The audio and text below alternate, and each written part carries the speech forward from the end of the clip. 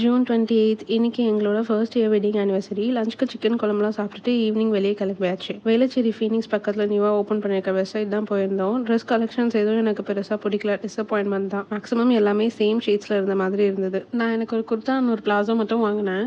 Western wear, Indian wear ரெண்டுமே பெருசாக collections எதுவுமே இல்லை. மேபி நியூ ஸ்டோருங்கிறதுனால ஸ்டாக்அப் பண்ணலையா என்னன்னு தெரியல.